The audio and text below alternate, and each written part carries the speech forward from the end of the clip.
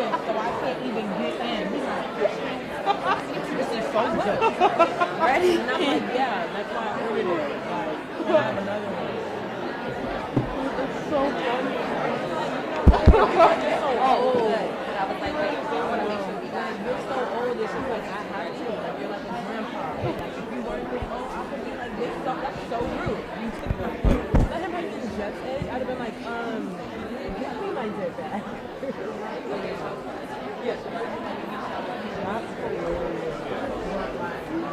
You're like 80-something years old and you lost taxes and don't care. Yeah.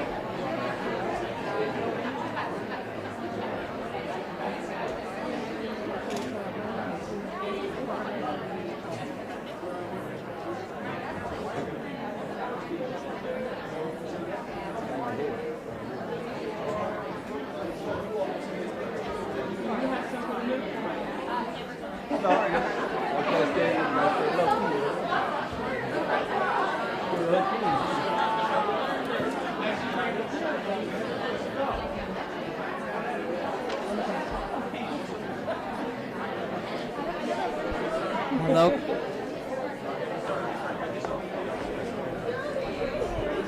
Hello, people. Can we take a seat if you're standing so we can start?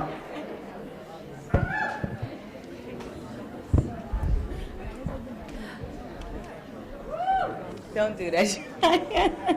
Welcome, everyone, to the 8th Annual Beyond the Bars Conference and the 2nd Annual for Women segment. My name is Miyoshi Benton, and I am an associate at the Women and Justice Project. And pretty much,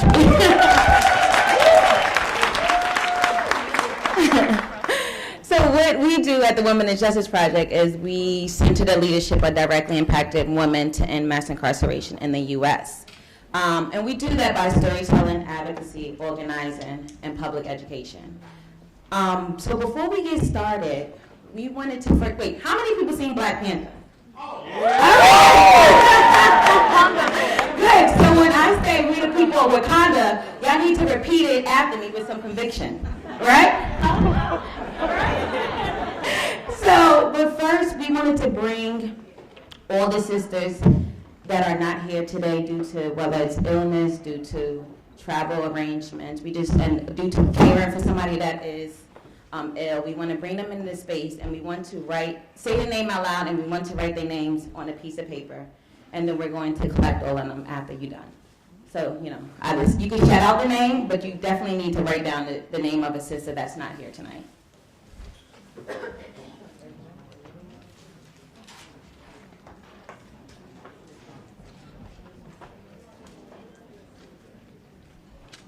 So while you're all doing that, we are here tonight not to talk about the things that hold us back or hold us down or keep us oppressed. We're talking about what we are here to do. We are talking about the changes that we are here to make.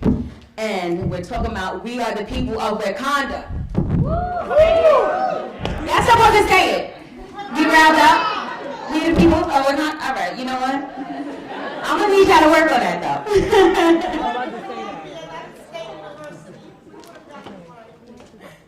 I can't even hear you, I'm sorry. So did everybody write down the name of a sister? Everybody? Everybody should have one? Someone? Great. So we are about to have amazing, brilliant, fierce, resilient women share their expertise, and we are here to support them and lift up their voices and encourage other sisters to do the same. So I would like to first now introduce the first panel called Envisioning the End of Mass Incarceration of Women and Girls, moderated by my amazing colleague Jaya Vasadani, who is the co-director of Women and Justice Project.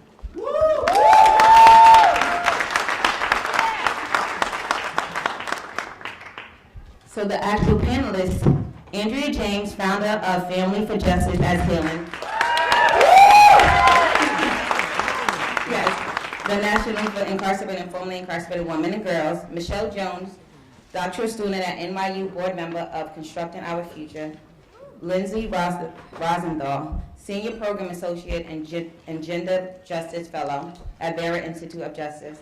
And Rita Zimmer, founder, executive director, Housing Plus Solutions.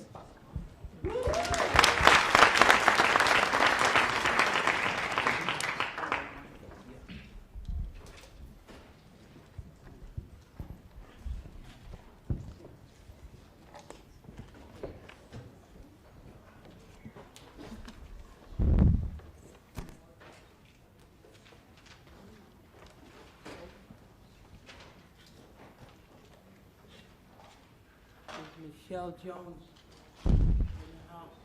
She was here. Step out. Okay, hi, good evening, everybody. As my colleague Miyoshi mentioned, my name is Jaya Vasandani, and I'm with the Women and Justice Project. And it's an honor to be here tonight in this room full of so much brilliance and so many people who have committed their lives to ending our shameful criminal justice system. I particularly want to acknowledge the many powerful movement leaders who are in this room and the movement leaders who are right now behind the walls, who we at the Women and Justice Project have had the great privilege of partnering with on so many issues over so many years and still learn from so much every day. People like Kathy Boudin, like Cheryl Wilkins,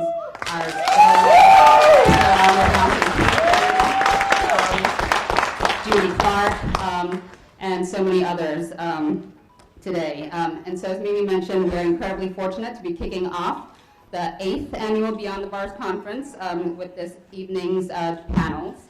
And I'd like to go into a little bit more of an introduction of our amazing panelists. So we have Michelle Jones, who is a doctoral student in the American Studies program at NYU. Her interest in history, women, race, and prisons led her for the last 4 years to participate with a group of incarcerated scholars in challenging the narratives of the history of women's prisons.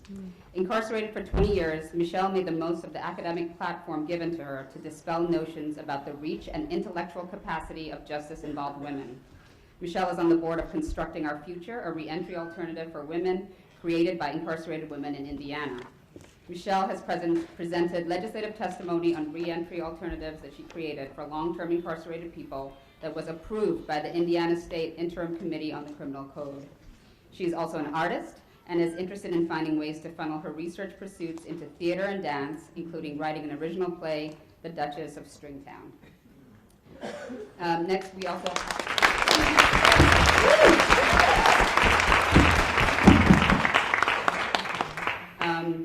I guess I should have really done it in order.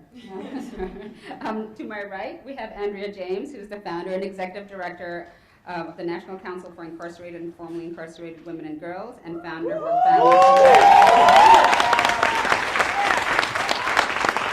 She is also the author of Upper Bunkies Unite and Other Thoughts on the Politics of Mass Incarceration, a 2015 Soros Justice Fellow, and recipient of the 2016 Robert F. Kennedy Human Rights Award. As a former criminal defense attorney and a formerly incarcerated woman, she shares her personal and professional experiences to raise awareness of the effect of incarceration of women on themselves, their children, and their communities. Her work is focused on ending incarceration of women and girls and contributing to the shift from a criminal legal system to community-led human justice.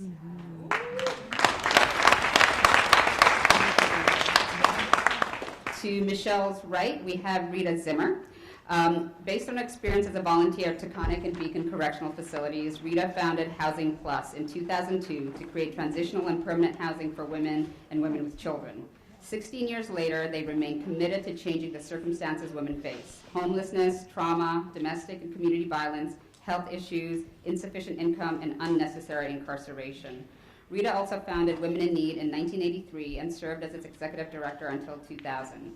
In 2015, Rita, along with the executives of Our Children, Providence House, Women's Prison Association, and Green Hope Services for Women, created the Women's Community Justice Project to create and operate a community-based alternative to detention program, which you're going to hear more about during this panel. Rita has been in recovery for over 40 years, and she holds a master's degree in public health from NYU.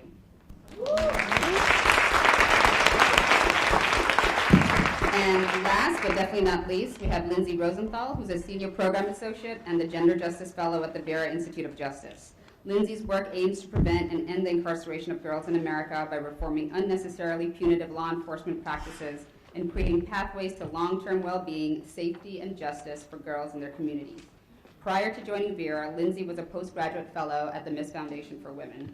There, she co-authored a groundbreaking report, The Sexual Abuse to Prison Pipeline, The Girl's Story, which exposes the widespread incarceration of girls of color in America as a direct result of their status as victims of violence and creates a framework for understanding girls' delinquency as a problem that is actually rooted in gender and racial stereotypes and our societal failure to protect girls' safety, well-being, and opportunity.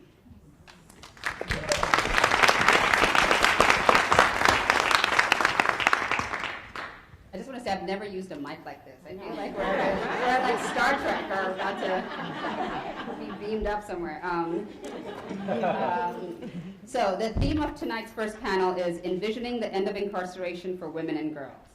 And before we begin to talk about ending incarceration, I thought it would be helpful to ground us in sort of the enormity of female incarceration in the United States today.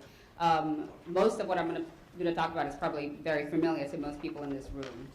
So we've all heard the statistics that the United States has 5% of the world's population, but 25% of the world's incarcerated population. When you look at that number for women, it's even more disturbing. Mm-hmm. The U.S. has 5% of the world's women, but we have 33% of the world's incarcerated women. Over 215,000 women are incarcerated in the U.S. prisons and jails. But when you look at the number of women who spend time in a prison or jail over the course of a single year, we're actually talking about 1.4 million women. That's nearly 14% of the approximately 10.5 million people who spend time in a prison or jail over the course of 1 year alone. Black women make up 21% of the women's prison population, even though they make up only 13% of the general U.S. population, and black women are incarcerated at more than twice the rate of white women. As we sit here this evening, about 1.25 million women are currently under some form of criminal justice supervision. That's prison, jail, probation, or parole. From 1970 to 2014, the number of women in jails and prisons increased by 1,500%, while the U.S. population increased by only 57% during that same time frame. And these numbers don't include women in immigration facilities.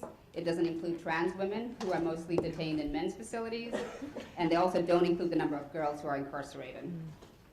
There are over 7,700 girls held in juvenile residential facilities across the United States. Black girls are confined in residential facilities at more than 3 times the rate of white girls, and Native American girls are detained at 5 times the rate of white girls. Due to the incredible work of many of you in this room, there has been much progress in getting society to understand why our current system is not working. We now know and we see every day the damaging impact that incarceration has on individuals and on families and communities, the fact that prison and jails are ineffective at actually dealing with root causes of incarceration. And we know that prisons and jails need to be abolished if we truly believe in creating spaces for true accountability, for healing, and for repair. However, when it comes to actually developing an alternative to our current system, our movement has a ways to go. This is not to say that critical work has not been done and continues to be done, particularly in New York City, where we have a disproportionate number of alternative programs. We have alternative incarceration programs, diversion programs, drug courts, domestic violence courts, and other specialized courts, and we even have some restorative justice programs. So I'm grateful for this amazing opportunity tonight to learn from each other and advance the conversation with our amazing panelists. So our first question is a two-parter and relates to the title of this panel, Envisioning the End of Incarceration for Women and Girls. I can just go in this order, if folks are okay with that. If you could please describe what a world that no longer incarcerates women and girls looks like to you, and discuss your work as it relates to achieving this vision. Well, I want to start by saying hello to everybody, and want to thank Kathy and Cheryl for inviting us in this space as the National Council for Incarcerated and Formerly Incarcerated Women and Girls. And this is an issue, obviously, that we live and breathe every day. As many of you in this room, our name speaks for ourselves. We're all incarcerated and formerly incarcerated women and girls.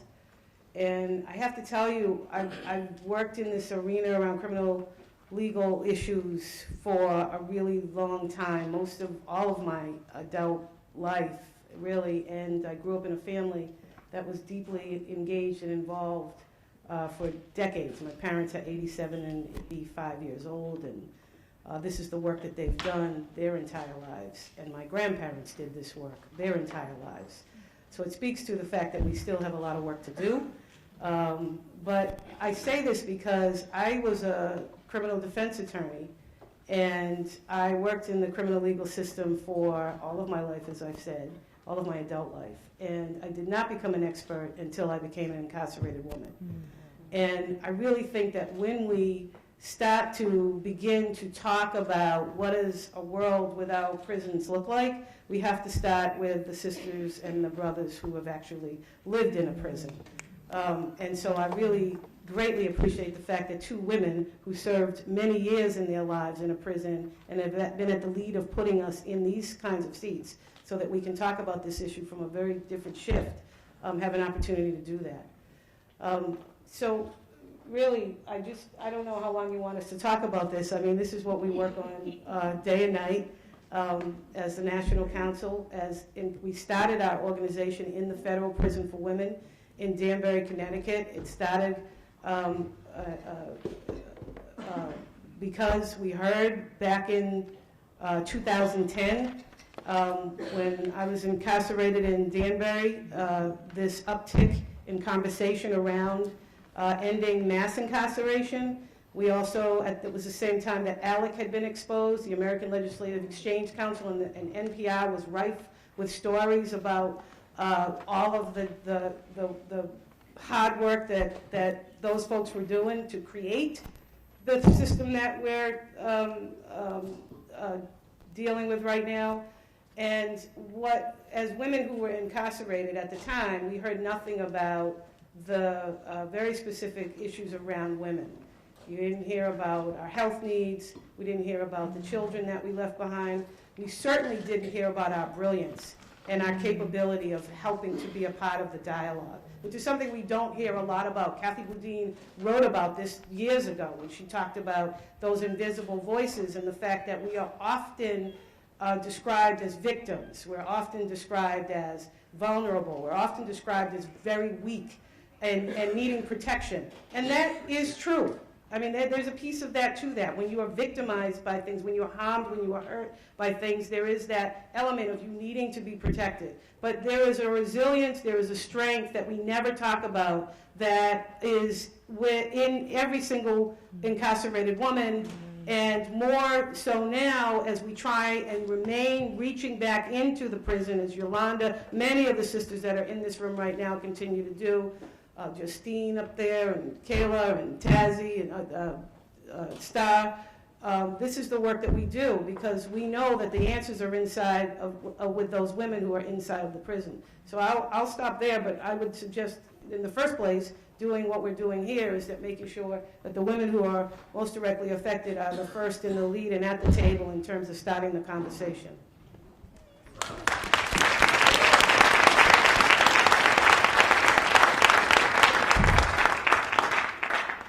I guess I would start with saying thank you, Beyond the Bars, for including me in this panel. There's powerhouses up here. First of all, a world without incarceration of women and girls is a world in which if you are incarcerated, you're a protected class. I think that legal scholars and lawyers and people who are able to lobby legislators need to start there first, because if the formerly incarcerated people are no longer are not considered a protected class, and anything can happen to us inside and outside of prisons. Anything, collateral consequences of criminal convictions, disenfranchisement, the revocation of your personhood, the removal of your children forever for temporary incarceration, that becomes the norm and that's allowed because we're not a protected class. So in a world where there is an incarceration of women and girls, first and foremost, those who become a part of the criminal justice system will become a part of a protected class. Secondly, I would say that there are certain charges that women overwhelmingly receive in regards to violent offenses, for example, felony murder. There are so many women in my personal experience who are sitting in prisons with 60, 70 years, 80 years for crimes that they did not commit. They weren't the murderer, they weren't the killer, they did not take a person's life, but because it was the boyfriend or the husband or the drug dealer that they got drugs from, their lives are gone. And so certain things like that that disproportionately disadvantage women, that needs to change. Felony murder is just one example of that. Secondly, and as Andrea said, we need to support the programs that are coming out of formerly incarcerated people creating their own programs. I mean, in the National Council, Ladies of Hope Ministry, Constructing Our Future, these are all these are programs created by women to serve women. And unfortunately, we have problems getting funding and staying afloat because nobody's supporting our programs that we created to serve our own community. So we need to support those programs. And lastly, you know, in Indiana, we're trying to buy an old prison. We're trying to get it for women so that we can create an entire community that serves the women that are getting out of prison. This is what we found out in Indiana. There's only 52 beds, 52 beds for women who are being released in the entire state. And on 20 of them, you have to have a child to qualify for that housing coming out of incarceration. Okay, so legislators, when we've brought this to their attention, they simply said to us, well, there's not enough of you. Because in Indiana, we only represent 8% of the entire population of people who are incarcerated. So they're telling us that we would be more important to them if there were more of us incarcerated. Their logic makes no sense. So, you know, we're looking for like an Oprah or a Common to come in and buy this prison so that we can actually create a community for mothers and formerly incarcerated people to create a seed bed of a community for them to grow. Right? And using all of the existing services that are already out there. Wouldn't it be great if those struggling organizations that are right now trying to keep themselves afloat would have a place that they didn't have to pay rent for, and they could go there and bring those services to the women, and they would live on the same grounds, and their kids could be there, and there would be park space. We need to think about these prisons as we decarcerate, what they can do for us down the road. Yeah.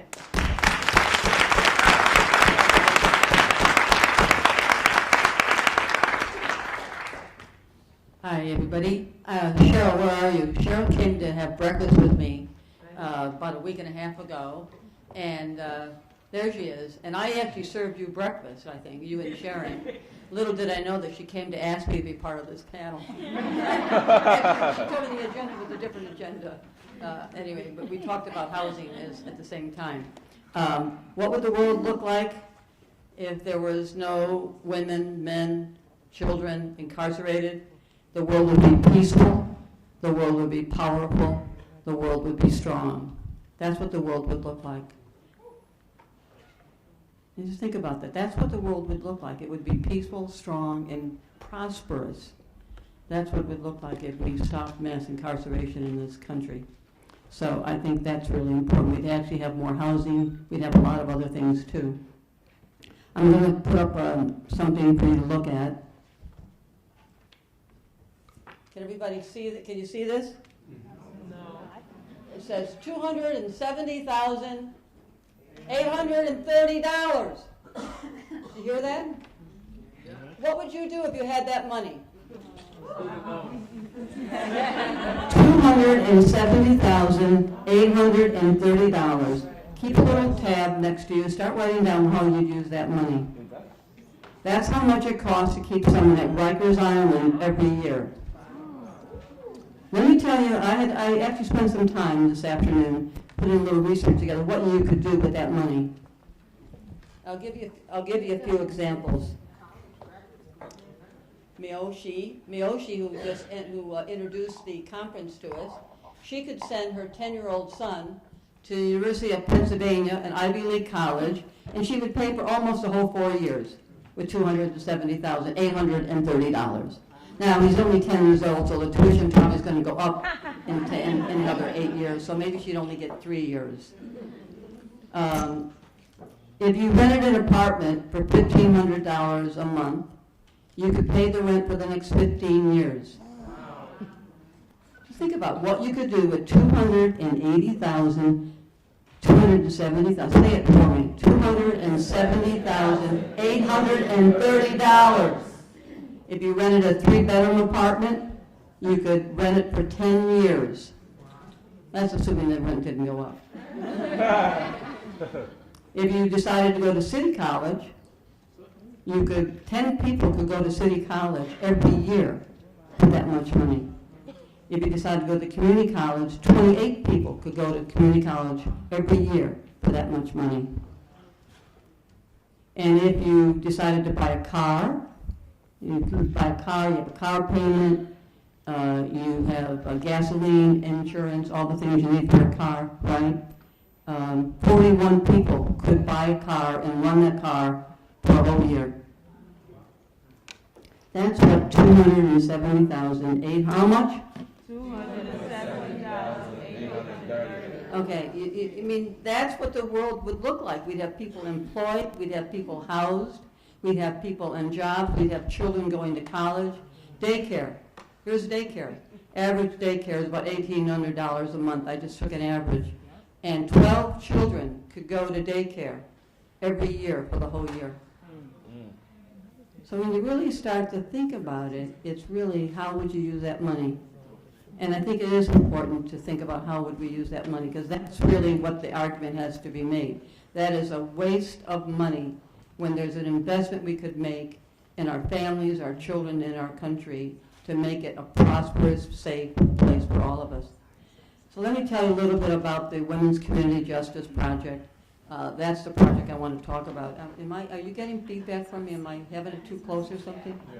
Yeah, okay, you know. Where is Cheryl?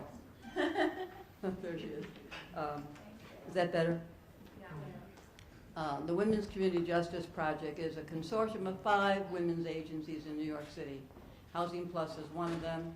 I brought together the executives of the Women's Prison Association, Providence House for Women in Brooklyn, Our Children in Queens, Green Hope Services for Women, and Housing Plus. And we sat down about 3 years ago. We said, what would it take if we could get women off Rikers Island, out of detention? Because we all were serving women who were coming in reentry and were coming back from prison or jail. But what if we could just stop them from going in the first place? That would get them off Rikers sooner if, in fact, we can't stop them from going in the first place. And so we named ourselves the Women's Community Justice Project. We certainly started meeting with everybody we could meet with and talk about our project. All of us do housing, all of the 5 of us do housing, and we do services. Maybe some of you know about some of those groups. Maybe you've been there. Maybe you know Providence House or Our Children, Sister Tisa, Sister Janet at Providence House, Alethea Simon Taylor at Green Hope, wonderful Georgia Lerner at Women's Prison Association, wonderful organizations. And then we came up with this model. What if we could do some transitional housing, and we could bring women off Rikers Island sooner? They could live in this transitional housing, go back and forth, take care of business, take care of their children, take care of, if they have a job, go to work, and they could still continue to meet with their public defender. They could take care of whatever needed to be done. And the chances are most of them, their charges would be dismissed anyway. And we know that most of the people at Rikers are there being detained, not convicted. Less than 10%, I'm not sure if that figure is exact, but around 10% ever really get convicted. So most people there are there because they can't make bail or they're homeless. And so we decided we would focus on primarily homeless women or women who also were in unsafe or very poor housing. And we got some private money, and we actually got about $150,000 of private money, and we decided to show that it could work. We opened up some housing at our various organizations, and we said, we'll take in 15, 20 women, and maybe as we can start to make the case, hear their stories, hear their voices, and hear what really can happen. And we can use that as an argument. And I do know that people from the Mayor's Office of Criminal Justice are here tonight. I saw them, and I'm thrilled that they're here. Thank you for being here, because we met with them, we talked about the project, and they funded it. They funded it in July of 2017, and they funded us to open up 49 units of housing and start moving women off like that. I saw Felicia and I saw Sarah and maybe others here from the Mayor's Office, and anyway, just a real, I think there are innovative and there are people in city government, people who really do want to make a difference and make a change. Our goal, of course, is to close Rosie's necks. Close Rikers, but close Rosie's necks. And then decapitate it. Take off one arm, take off another arm, take off a leg. Pretty soon you don't have Rikers, Anyway, but the Women's Community Justice Project has got 49 units of housing. Women move in, they're able to go back and forth and take care of their business. And basically, they do well, because we know they do well. And that's what $82, it cost us $82 a day. $82 a day, about $30,000 a year.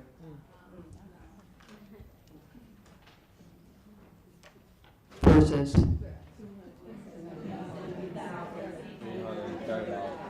I don't have to say anymore.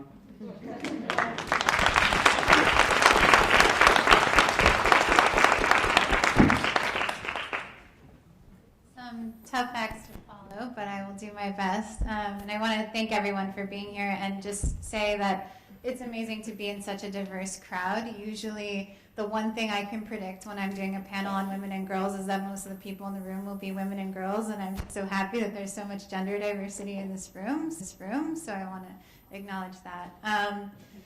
That number, as high as it is we know just like the tip of the iceberg, right? Because it doesn't count putting women's children in foster care while they're at Rikers. It doesn't count the health care costs. And you were talking about protected classes. Incarcerated people are actually the only population in this country that have a constitutional right to health care. The Supreme Court ruled on that, and yet the health care that they receive in care is abysmal. And when they transition back out into the community, we know their health is worse. They die sooner. They experience all kinds of health disparities. And as crass as it is, you can make a very compelling cost argument, and often that's more convincing than just talking about their experiences when they're out. So I just wanted to put that out there because I was really interested in what everyone had to say. Jaya started us off with some statistics on women, and I just wanted to give us a little bit of grounding on girls, and girls in New York City specifically. So Jaya mentioned the national stat that nationally black girls are 3 times more likely to be detained than white girls, but in New York City, they are 20 times more likely than white girls to be arrested for misdemeanor offenses, and they're 16 times more likely to go into our juvenile detention centers in the city. Latina girls are 6 times more likely than white girls to be arrested on misdemeanors and to be placed in detention centers in New York City. So those racial disparities are real. Adding to that, we know that nationally, 40% of girls in the youth in the female side of the juvenile justice system are gender expansive, meaning they identify as lesbian, bisexual, gay, transgender, gender nonconforming. And we don't have great data in New York City, but the preliminary data that we do have shows that on the girls' side of the system, on the female side of the system, we see that it's about at that 40% figure, and that's just those who identify in that way at intake into detention, right, which is a very specific moment in time and not always the safest moment in time. And I think it's important to acknowledge that that those disparities are especially concentrated on the girls' side of the system, so that 40% number is compared to 13% on the male side of the system. And we know that that's connected to a long history of using the juvenile justice system to enforce both race and gender norms on girls and to punish girls for things that are actually social issues and not crimes in the traditional sense. So I'll put that out there. So what does a world look like where girls are free. That's when they're not incarcerated, is when their human rights are recognized, when they're safe in their communities and they're not experiencing violence, when their families are free and their communities are free to help them actually have an equal right to a childhood, which is not afforded often to girls of color, especially poor girls of color and LGBTG&C youth who have to grow up too quickly. About half of the kids who come into New York City, on the girls' side of the system, who come into New York City detention they have an active child welfare case at the time that they are coming into the system. So that's not that they've ever been in child welfare, it's that at that point in time they are actively receiving services from the system that we know is designed to help kids who are struggling with trauma and family issues, although we could go into a whole conversation about the child welfare system. So my work in New York City, which I lead with Shonda Chapman-Brown, who you will hear from on the next panel, which I'm really excited about. We started the project with a federal grant from OJJDP, the Office of Juvenile Justice and Delinquency Prevention, to end girls' incarceration in New York City. The numbers here, in contrast to the women's population where it's surging nationally, I think we actually have an opportunity to get to 0 girls if there was just the political will to do it. Because even in many large jurisdictions, now we've gotten to the point where there's maybe only 50 girls on a given day, and they are not even the hard sell, right? They're low-level cases. They're being held there mostly because they have complex needs that child serving systems in their community either can't or won't serve, and so they end up in the juvenile justice system as kind of a holding place. So I mean, it's a tremendous opportunity if we could just leverage it. In New York City, actually, we have Convenient Task Force, which includes NYPD, Department of Probation, the Prosecutor's Office, Legal Aid, Department of Health and Mental Health, Department of Education. We've been meeting with them for about a year to design a strategic plan to actually get all of the girls out of the juvenile side of the New York City system. And we're working to design the city's first actually gender-specific diversion program for girls and LGBTG&C youth who are in family court. It's early days still on what that's actually going to look like, and maybe we can get more into the details of that later. But I just want to acknowledge we have so many partners in the room. Soul Sister Collective, who you'll also hear from on the next panels, on our expert advisory panel, which is a group of advocates that informs the city agencies in this work. Then we also have a youth advisory council of 7 young people who have recently been incarcerated in New York City, who are kind of helping us design solutions that will actually work for them. So looking forward to talking more.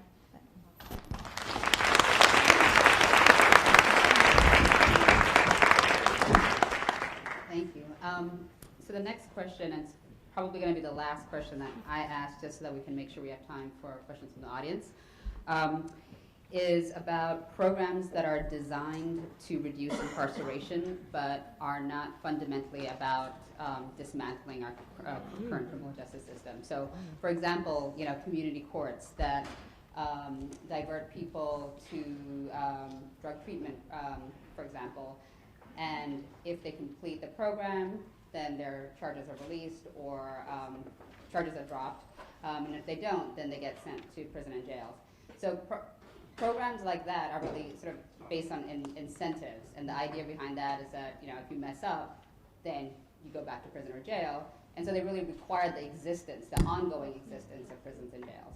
Or you have situations like ankle monitoring, which really only tells you where somebody is geographically, and not really providing the space for people to come to terms with any harm that they've caused or begin to heal from trauma that they've experienced themselves. So I guess the question is, not necessarily about the work that you're specifically working on, but is there value in continuing to support programs that are aimed at reducing incarceration if they don't have the end goal of fundamentally challenging our criminal justice system as it is?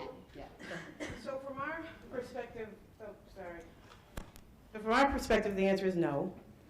And I understand that there's a lot of discussion about, well, it's better to get this, but we've been at this for a really long time. We've been at this since slavery, right? For our people anyway. So we do our work with very grounded in the fact that, and I'll just speak for women, but for all of us as black people, and particularly for all women now, the policies that make up how women are treated in prison came out of the treatment of black women during slavery. And so when we start from that place and realize that we have been at this for all of these years, we really don't have any more time for playing around. Not my community anyway. Not what we So it really does come down to the complicity of white folks. It comes down to the fact that we need this to end and to end now. James Kilgore is in the room up there. Big shout out to James. This is his project right here, what he's talking about. I mean, this whole risk assessment thing, ankle shackling, that is not, as in James's words, it is not, what do you say, James? It's not an alternative to incarceration. It's another form of incarceration. So ankle shackles, drug courts. Even when I was a practicing criminal defense lawyer, the people in my neighborhood didn't even want to go to drug court because it was just a waste of time. It was inevitable, and so it just prolonged when they were going to actually go to jail. So for me, for us, for the community that I come out of, and for the work that we do this space in, we're tired. It's over. I want to also just give one other shout out because this is really important to the work that we're doing. Right now in this room is the first black woman senator for the state of Maine, Rachel Talbot Ross.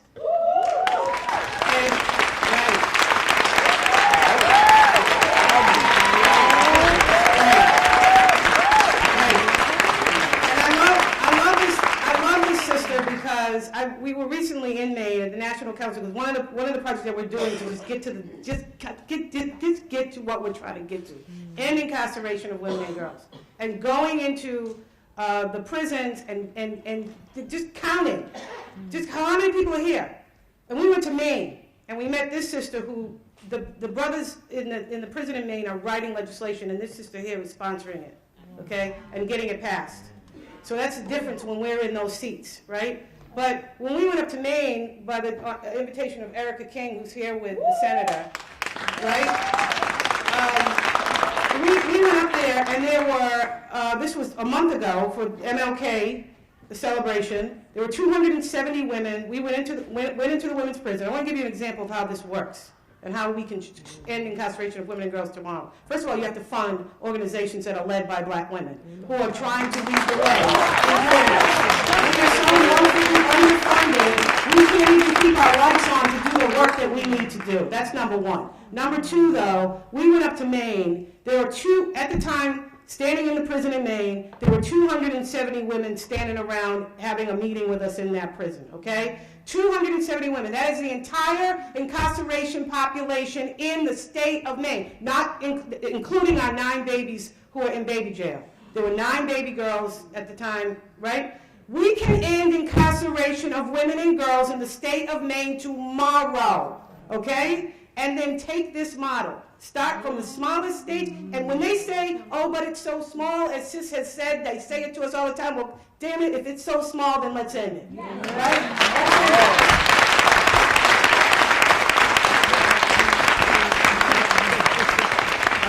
Absolutely, and I'm going to say one thing to build on that. And the methodology to do that is to revise the black radical tradition about grievances being handled amongst one another in our own community. We do not need to be called for everything that happens in our communities.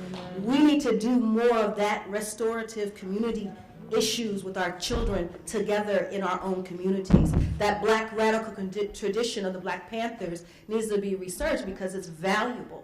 There were certain things about how they handled what was going on with the young men on their block. They handled it on the block. And they didn't bring in the criminal justice system to handle things that needed to be handled in our own communities. And that we can do that tomorrow. That's right.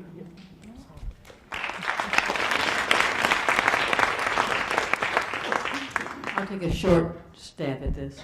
Ending incarceration of women and girls, we first of all have to stop arresting them. You know, I mean, that's like basic, you know, stop doing it, you know. I mean, that's easy. I mean, that's not easy, but that's what you have to start doing. Stop arresting women and girls and men and boys. And then we have some bail reform. We need to do more bail reform. We need to have sentencing reforms.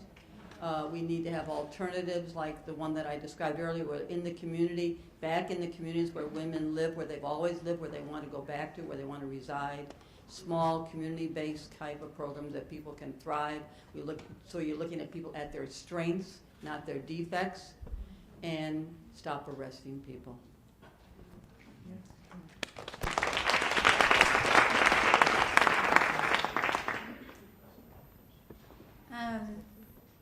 It's hard to think about how to answer this question for me, because the organization that I work for is fundamentally where we take a stand on human rights. We will only partner on certain projects where the partners are in with a vision of ending mass incarceration, like our partners on the New York City Task Force on Women and Ending Girls Incarceration, who have committed to this really ambitious goal publicly of actually getting to 0 girls incarcerated, and are trying very hard to work towards that goal.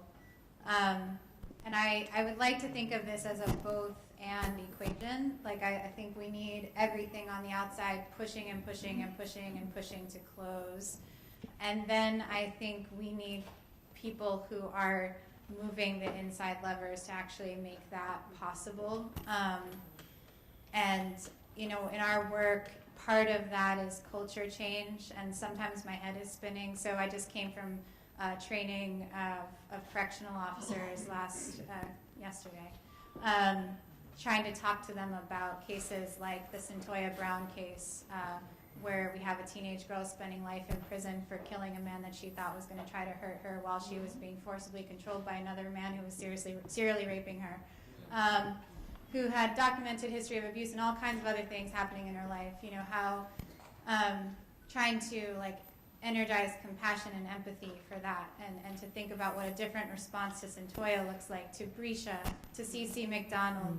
And in having those conversations, it's hard not to see how far we have to go, right? But then I turn around and I talk to the people who I work with in New York City every day, to the young people, and they just have so much energy, and they're like, yes, we can do it right now. And so what we're trying to do in this alternative to ending girls, the alternative program to keep girls out of the system, is to counterweight for some things that we know often go wrong, right? So this is a program that's supposed to universally de-incarcerate girls in New York City, right? We're going to take all of them out of custody and ideally have them in this community-based program. But we know that efforts to do that kind of thing in the past, as you know, we've been talking about, actually can net widen, can put girls at greater risk of incarceration, because suddenly their whole life is court business, right? They may need the support, but do they really need the whole justice system in the most intimate decisions about their life, right? And then this idea of non-compliance, right? Non-compliance with services. We know what you need to get better. So when you don't comply with that, we're going to punish you. That, and Shonda will talk about this much more eloquently than I can, is about criminalizing the resistance of girls when we should be encouraging their self-determination, when we should be encouraging their choice. When girls who have lived through everything that these girls have lived through can find the voice to say, no, I'm not doing that, even if it's as simple as I'm not mopping that floor because you told me to, and that is important, and that is healing, and we need a culture that understands that. And doesn't punish it. So in this program, we are trying to design it from soup to nuts to center the leadership, even in this justice formulated alternative, of formerly incarcerated women and girls in the program itself, which is going to be difficult, but I think critically important, to constrain what is actually supervised as much as humanly possible. And to make it a doorway to long-term community support, which people need, right? Because even when these alternatives are going well, they drop off, right? As soon as you're not in the justice system, as soon as you graduate from the program or you've complied with everything you're supposed to comply with, all that support goes away and you're just kind of back on your own. So what we're trying to do is make an alternative where, you know, you kind of can finish quickly with the parts that are relevant to the court and have a doorway into the community. And this is just a small example, but if we can actually abolish it in New York City, if we can actually say don't need those cells anymore because they're all outside and the world did not end and everything is okay, and in fact they're doing better and they're contributing to their community and they're being everything that we know that they have the potential to be, then I think that we can, you know, take it nationally. And in fact, we are trying to do that. We're going to be working with other jurisdictions in the coming years. So not sure if that totally answered the question, but those are my thoughts on it.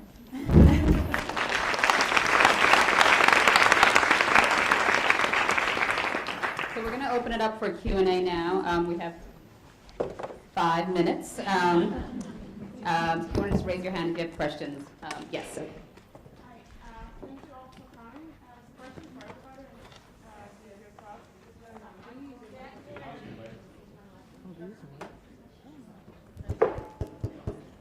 Hi, thank you for coming. It's a question for everybody, so just feel free to give your thoughts. It's a known fact that the privatization and the commercialization of the justice system has contributed a lot to the rise in the number of incarcerated people. Do you think it had more effect on the number of women incarcerated?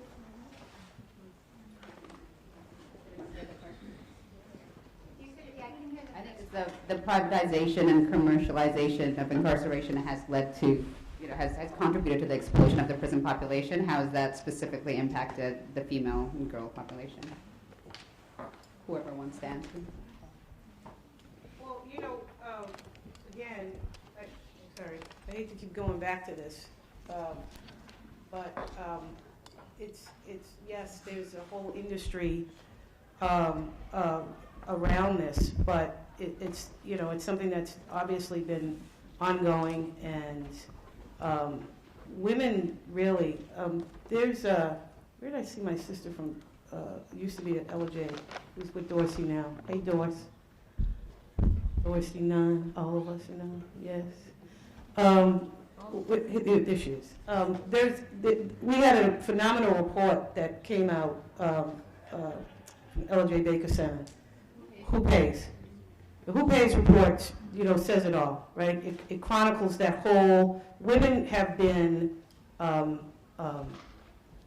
carrying and under the weight of this system, you know, forever. And long before the numbers of women started to increase in terms of the numbers of women that they were actually sending in on a prison, to live on a prison bunk, right? The complexity of the lives of people who are oppressed by this system is so great that I don't think we can really talk about what that effect has been, but certainly when it comes to women, long before they landed on a prison bunk, they were carrying this incredible weight from a system that, you know, is created to continue the oppression and control of people, right? And so,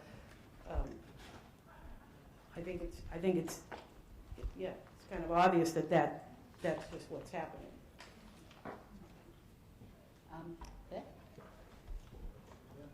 I'm on. Hello. My name is Paul with Liberation Literacy. I had a question, man. I'm a father that was incarcerated. It just says it's been going around, bouncing back and forth. Do you think children are affected more by coming to visit their parents in prison? Do you think that's a good idea for them to see their children or to see a parent in prison or incarcerated? Or do you believe that they should see them afterward? Or how do you think parents should be handled in that type of situation? And not only for, you know, ladies, but I'm saying like young women come to see their fathers as well. So I just want to know about that. About that. Anybody? Did everyone hear the question? Yeah. I'm sorry, did I fight out? I'll answer that, and then you guys can answer too. I would say it's absolutely important to hold that relationships any kind of way in which possible. Social defragmentation is what the carceral state does by the way in which it moves, and it continues often outside of prison where people have to struggle to get reunification rights back with their children. So if you are able to have a relationship with your child, even if it's partial because you are incarcerated, I think it's crucial. At the facility I was incarcerated in, we had a family preservation center, and we also had a wee ones. And the wee ones allowed mothers to keep their children up to 18 months if they had a nonviolent offense. And so those kids, they're following, there's Eli Lilly and Company is running a study on them right now to follow them in a longitudinal study to prove that that social relationship, the connection between mommy and baby, is crucial for them to remain out of the 75% that always ends up incarcerated because their mothers and their fathers were incarcerated.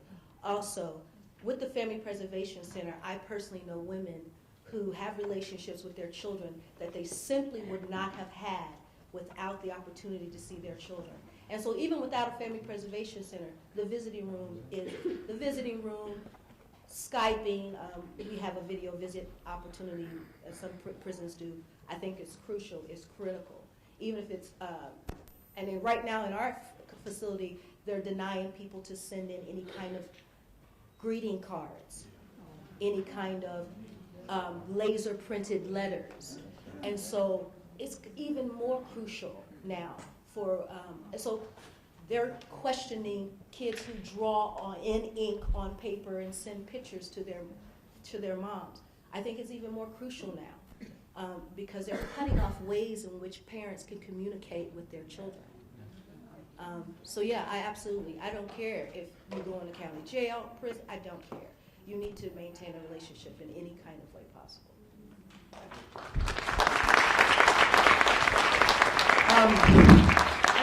I just wanted to comment about that as a woman who was a mother while I was in prison. My baby boy was 5 months old when I went to prison, and my baby girl was 12. And I'm also married to, the father who sat down for 10 years, and our older children missed the 10 years of having their father. But one of the most important things is that, the children knew who their father was, and the opportunity, just like my opportunity, I don't want to only let other people say to my children what I know I need to say to them.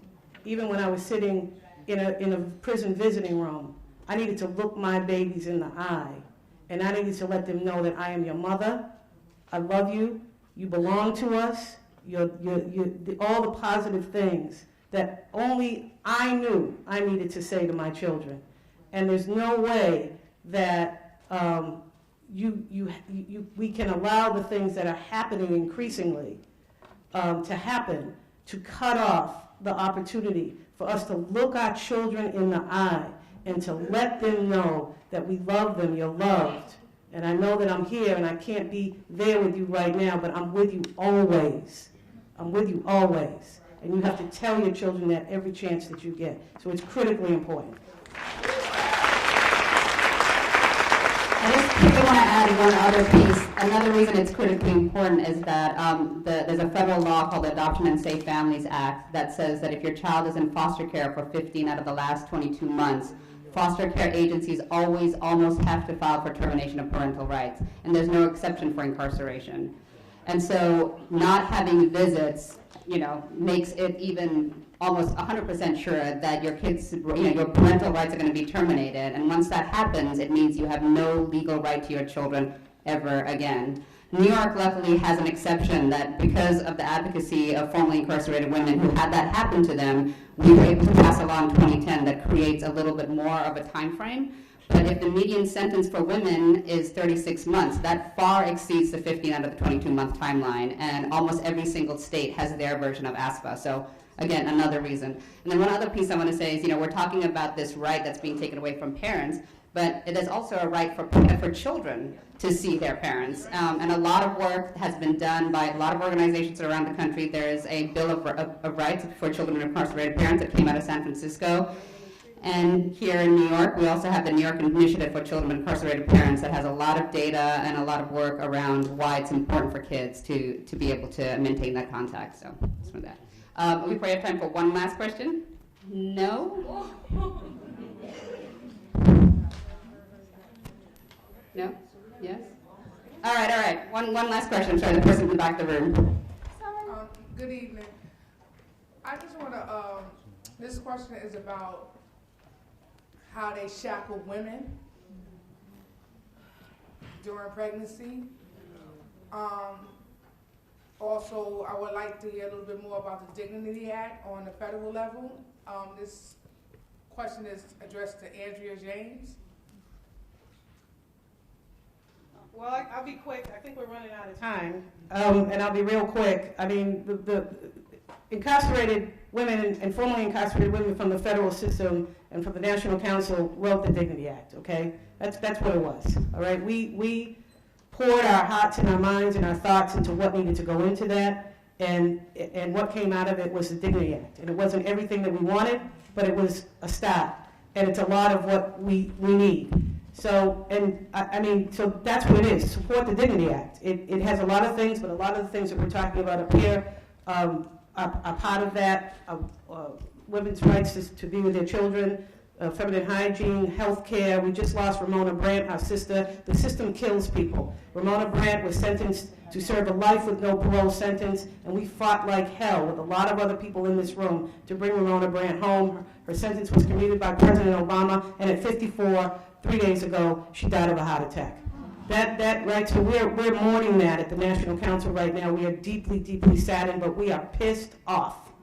The system killed our sister. Her sons, 25 and 27-year-old, now do not have their mother after they had to endure 21 years of being without her. This is what we're talking about. We don't have time to play around anymore. The system is killing our sisters and our brothers. So please support the Dignity Act. You can look it up online. Cory Booker is the sponsor, and Elizabeth Warren. The other thing about shackling, what do you have to say about that? It's completely barbaric. I don't even know why we have this conversation. Shackling women at all, but shackling women during labor and delivery is the most barbaric thing, and we allow this to happen in our country. This is just, I don't even have any words for it, so I don't know what.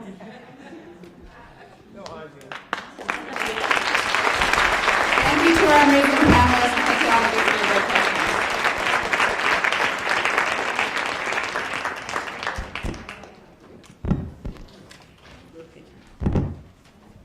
Well, now I need you guys to give a round of applause to our amazing sisters in the movement again.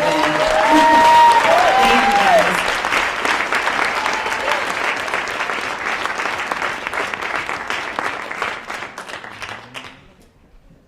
So I gave you guys a really short assignment before to write down the name of a sister. Ones that got their wings, ones that are ill and they cannot be here, ones that are taking care of our sisters. And I need you guys to start shouting out those names.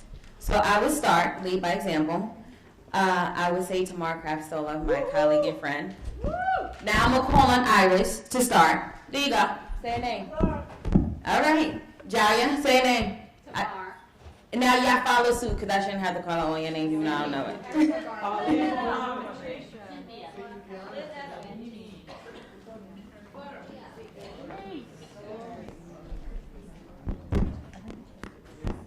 It's so important to remember and to keep in spirit and mind and bring into space our sisters that cannot be here due to whatever circumstance. So thank you guys for sharing the names. So up next, we have another amazing panel called Concrete Efforts to End Mass Incarceration of Women and Girls, moderated by Shonda Chapman Brown, Barrett Institute of Justice and the Center of Justice at Columbia University.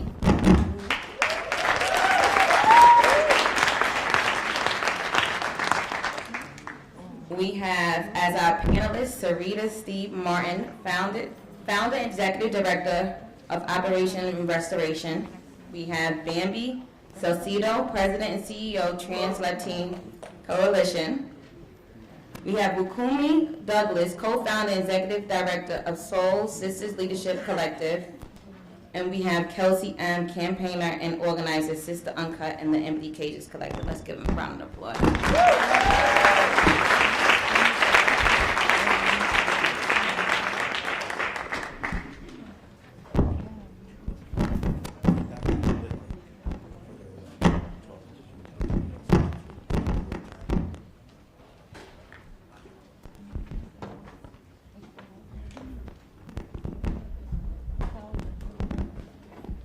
Hi, everybody. Before we get started, guys, just know apparently we're not supposed to hold this thing too close to our mouths. It's a little futuristic, so it's doing some of this work for us. Feel like I'm holding a clam, but we're gonna get through it. I am so excited to be here with you all tonight. I don't get to see many of you very often, so it feels a little like a pep rally to be here in the same room with you. I'm especially excited to be in a room with people who are focused specifically on ending the incarceration of women and girls and talking about women and girls for their own sake and not just as an afterthought or a footnote. As I mentioned, my name is Shonda Chapman Brown. I am a program specialist at the Vera Institute of Justice, where I work on an initiative that aims to end the incarceration of women and girls in New York City and beyond. I am also a co-director of the Beyond the Bars Fellowship, and I've worked there for the last 2 years. But most importantly, I'd like to situate myself in this conversation as a person who has been directly impacted and who's experienced many of the issues that push women and girls into the justice system. So this work is deeply personal and really important to me. Our last panel did the work of explaining to us why it's important to focus specifically on women and girls in the justice system. But our panel of experts are now going to talk about some of the concrete efforts that are happening to end the incarceration of women and girls. First, we have Sarita Stagg Pretty Martin. Sarita is the founder and executive director of Operation Restoration, an organization that uses the transformative power of education to help women returning from jails and prisons re-enter society. Sarita authored and helped to pass a bill in the Louisiana House that restricts public post-secondary institutions from considering criminal history for the purpose of admissions. We have Wakumi Douglas. Wakumi is a social worker, community organizer, Columbia University alum, and the co-founder and executive director of Soul Sisters Leadership Collective, a leadership program for girls facing incarceration, homelessness, and truancy here in New York City and in Miami.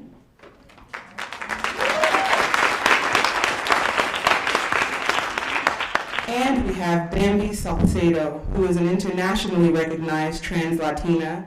Bambi is the president and the CEO of the Trans Latina Coalition, a national organization that focuses on addressing the issues of trans Latinas in the U.S. Bambi is also developing the Center for Violence Prevention and Transgender Wellness in Los Angeles.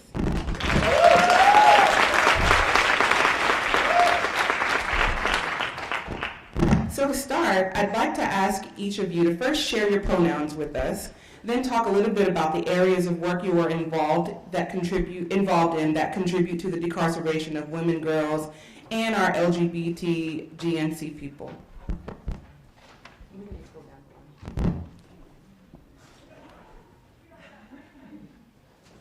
All right, I'm a little slow, y'all. Y'all gotta bear with me. Pronouns, just call me my name. It doesn't matter. You can refer to me most of the time. I'll answer. It doesn't matter. I'm from Louisiana. We answer to anything, just about. So my work right now that I'm really focusing on, outside of the education piece, last year Louisiana, with the help of partnering with a lot of other states who had already written legislation, so like New York, Maryland, Illinois, had all tried to pass some type of legislation in reference to restricting colleges from asking about criminal history for purposes of admission. Louisiana, we ended up being the first state to actually get any legislation passed, and it was directly due to it was due to the work that people in other states did before us, and also being able to pick up the phone and call them and ask them questions and talk to them. So Stan Endrisi and Leila Martinez and a few other people were really imperative in us being able to get it passed in Louisiana. But one of the things that we really started focusing on now, specifically for this legislative session, I had the opportunity about 2 years ago to join the National Council of Incarcerated and Formerly Incarcerated Women and Girls. And what that allowed for me was to be able to meet awesome women all across this great nation that had been working on different things. So one of the bills that we're pushing now is primary caretaker legislation. So what that legislation looks like is that any person who is considered the primary caretaker of dependent children, we also added in language for children who are developmentally disabled or have any type of issues that will require them to be under the care of their parent for the rest of their life, to also affect or benefit from this legislation. So there must be some type of a community sentencing instead of incarceration. So there's no nonviolent, violent differentiation, which is problematic a lot of the times. So we're going in just with what it is. I ain't never shut it down before. So this is Beyond the Bars After Dark. Where's Key Sweat? Food is going to change in here.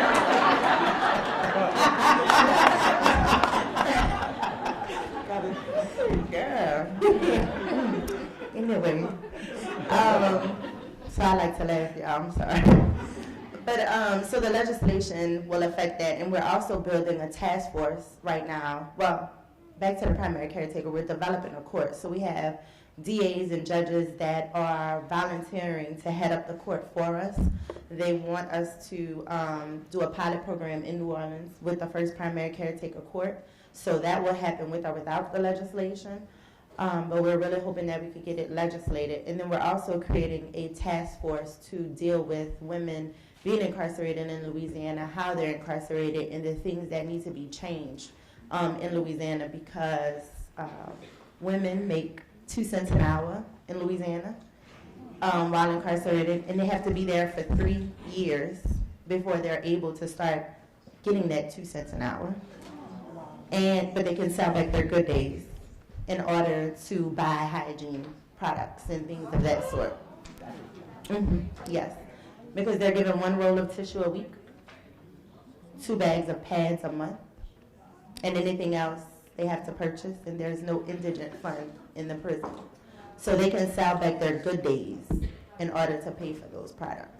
So that's why women in Louisiana do a lot of their time. So it's things like that that this task force will be addressing. So that's kind of like the work that I'm involved in outside of education in Louisiana.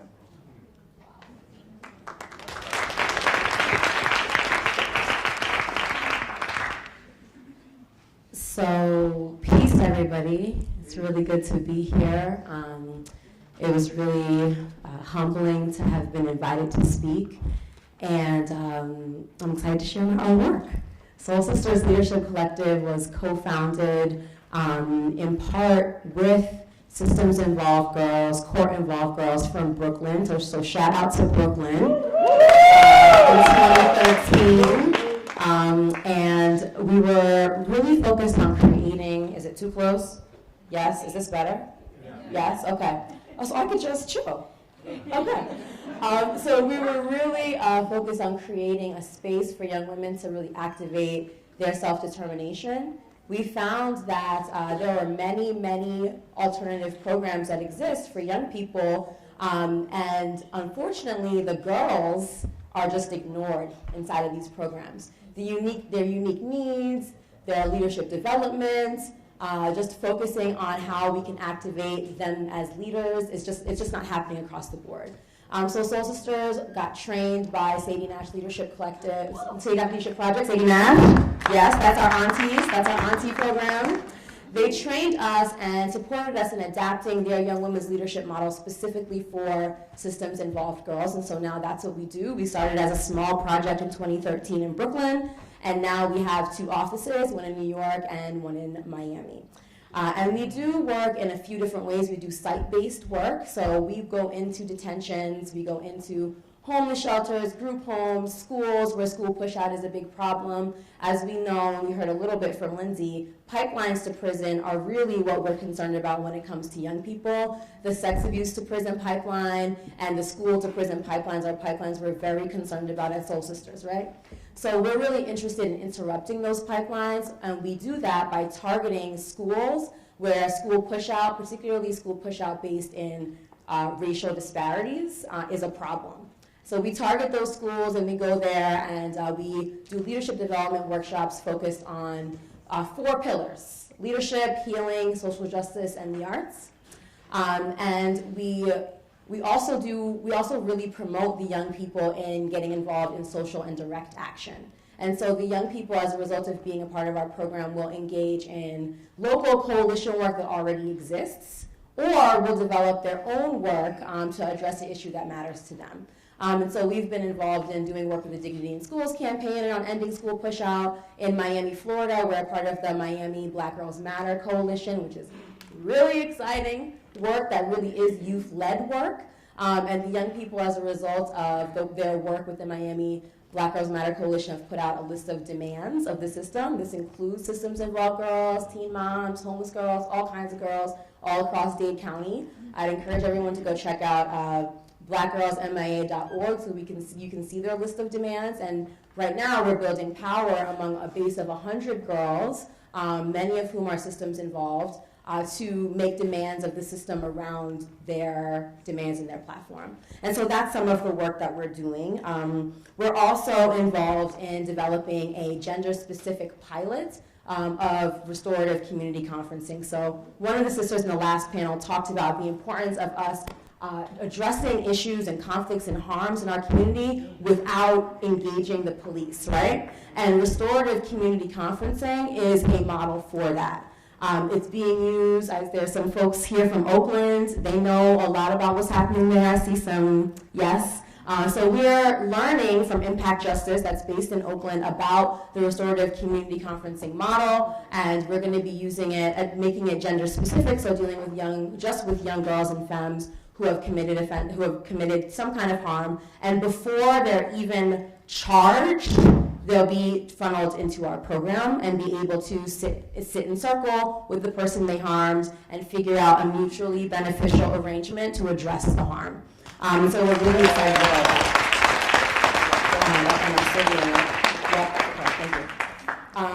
And I think that's all I'll say for now. And yeah, pass the mic. This was mine.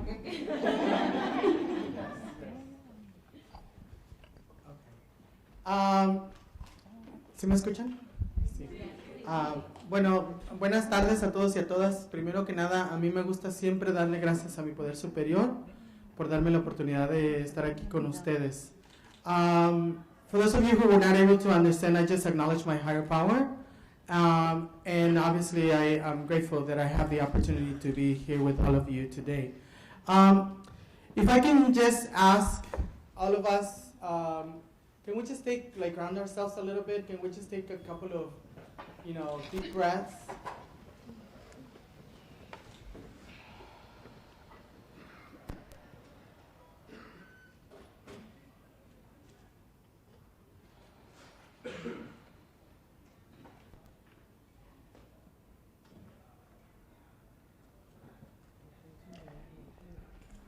Thank you for those of you who participated.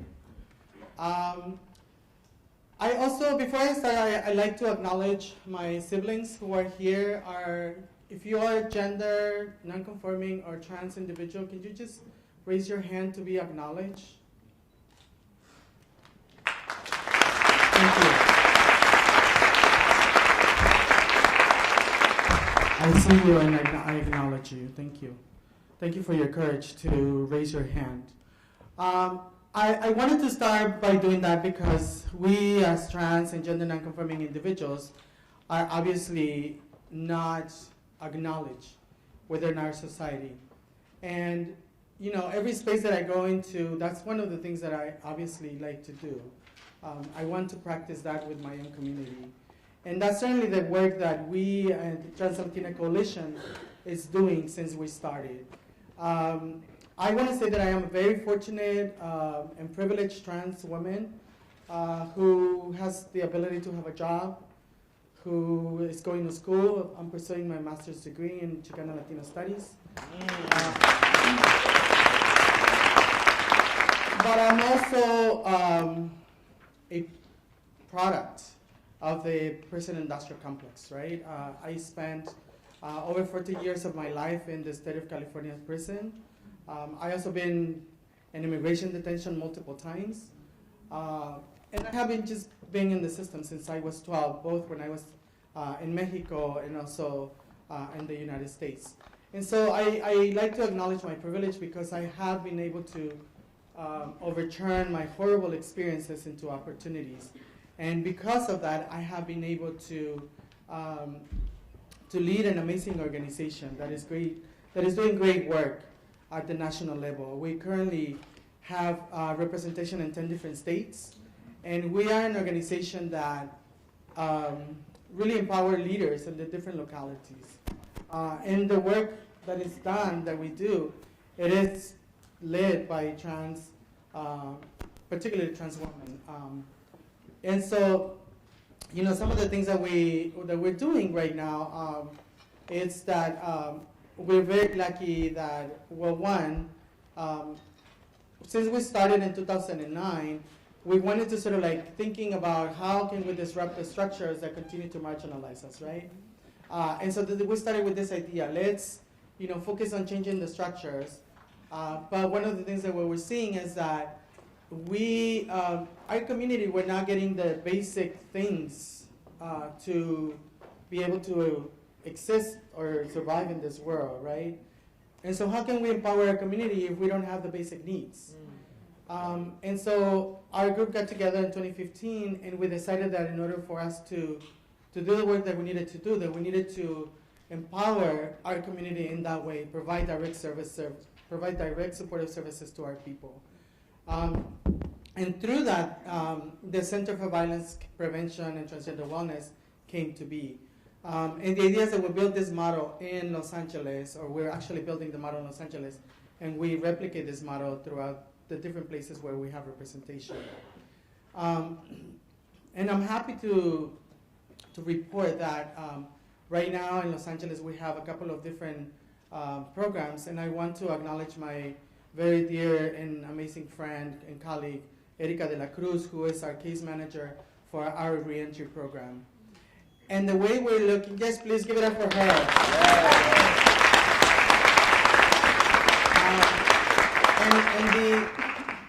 And the way we're doing the work that we're doing is really addressing the social determinants, right? The social determinants that dictate how we navigate our lives, right, within our society, and how we can be able to change those parameters, right? And so we have a reentry program, like I said, and where we provide just emergency supportive services to people who are getting out of immigration detention, jail, prison, whatever it is. We provide them with, we place them in community housing, so we ask members of our community, right, like, do you have a space? And then we support them with rental assistance. So that's one of the things that we do. We also provide them with food vouchers. Again, essential things for us to be able to survive, right? And also we provide them with transportation vouchers. And again, Erika, who is our case manager, is the one who connects them to other supportive services. We also have a drop-in center. We have a daily distribution meal program, and where we serve lunches every day from 12 to 2. If any of you are in LA and want to come check it out, have like amazing food that is made by or cooked by our volunteers, please do come and check it out. And we have clothes. We have workforce development also. So we're working with people, like connecting them and those basic things. We need to obviously take a step back and understand what are the specific needs and issues of our community, particularly trans women, right? Because we have been pushed into, being in or survive through the straight economy. many of us have not had the opportunity to like even get a job, or many of us have a long list of convictions or history of arrest. And so like all of those are barriers for us. Not only that, but just being trans really is one of the things that prevent us from to have access to just basic things. And so, but we are addressing that. And one of the things that we also acknowledge is that we need to elevate our political incidence, right? And so last year, for the very first time in California, we did the Transgender Policy Institute, in which we brought 30 people from across the state to empower them and to let them know how policy works and how to, you know, just those basic things, right? Like that many of us do not even know or have access to. And so right now, if any of you, you know, are knowledgeable about policy, we're hiring a policy strategist and organizer in California and Los Angeles, and that is obviously to change the landscape of our community. And we're doing other things across the nation.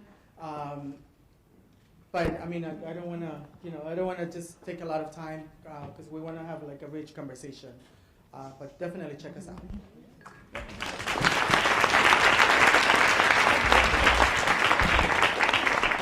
Thank you all for that. Next, I'd like to talk a little bit about your challenges, especially given our current social and political context. So tell us a little bit about what you've been able to accomplish legislatively and policy-wise, but also what's at stake in terms of our present administration.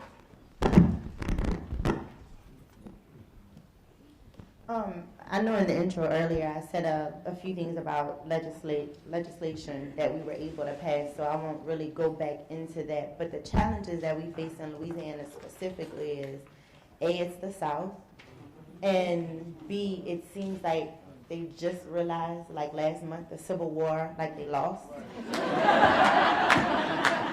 Like, I'm serious. Like, last legislative session, we were at the Capitol, and, you know, I know everybody across the nation, there was the big fight about the monuments coming down and how, you know, they're war heroes versus what they truly stand for. And I'm not making light of Louisiana because we have a lot of progress that we've made in certain areas, and I would not trade living there for anything in the world. Like, they can't get rid of me. If they put us all out, I'm gonna still be there, right?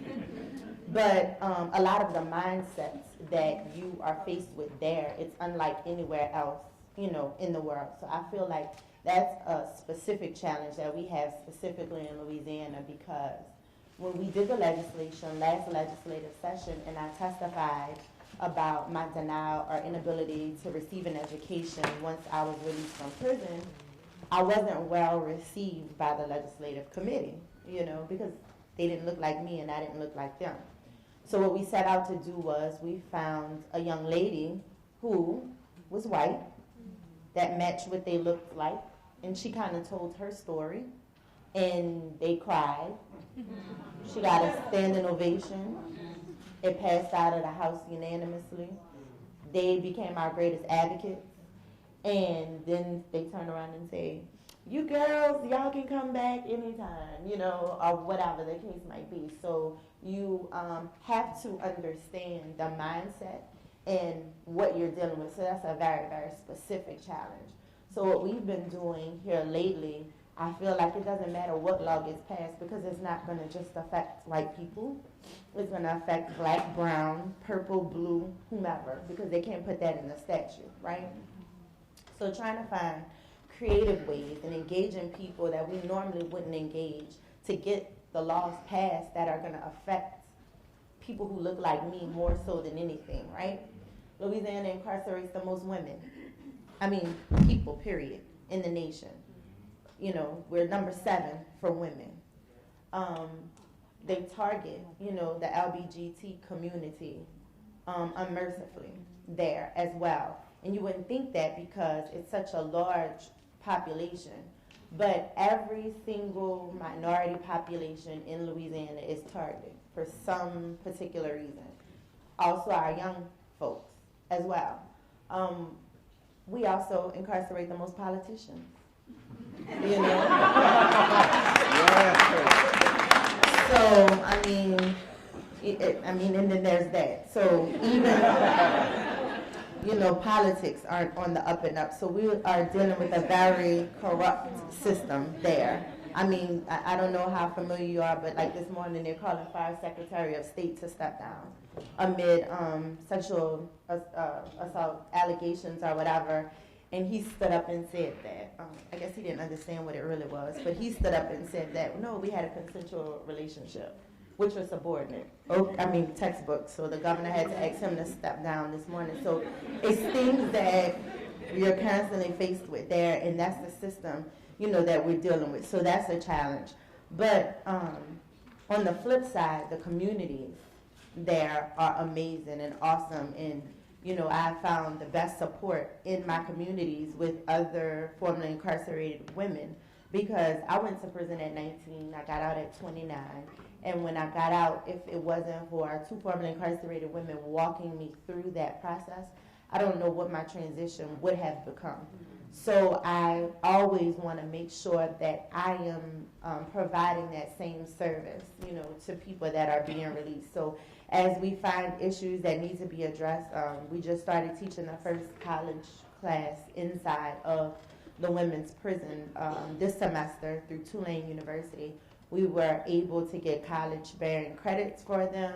Tulane gave waivers so that Tulane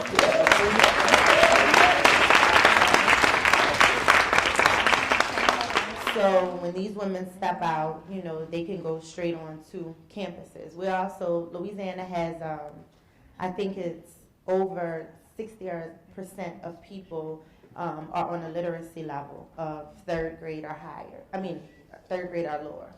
And that's another focus we try to concentrate on in the educational realm as well, to try to bring out classes where people can get up to literacy standards so they can then transition into taking high-set courses or the high school equivalency testing, and then if they choose to go on to college, we can facilitate that, or vocational, whatever it may be, because it's just my belief, and I only have my personal experience to go from, but education changed my life, and I want to be able to give that to other people. So if they want to change their life through education, I want to be able to help them to do that. Another thing is like philanthropy in the South is non-existent, right? So we're now just starting to see organizations that are coming from up north and helping or wanting to bring philanthropy and have it to transfer down south. So a lot of these nonprofit organizations in the South that are working are doing it on their own. A lot of times the EDs, I know myself until recently, I was working full-time somewhere else and full-time in the organization, but I'm working in the organization for free, right? There's, I see people with Women with a Vision over there. Hey, y'all. That's like another Black-led, awesome organization in New Orleans that focuses on sex work and trying to have the police force in New Orleans, which they have a really horrible habit of doing, is focusing on women who are in the sex trade. So I just think that the challenges there are very unique and they're different, from anywhere in the world. But at the same token, I'm hopeful that we can change, the landscape there.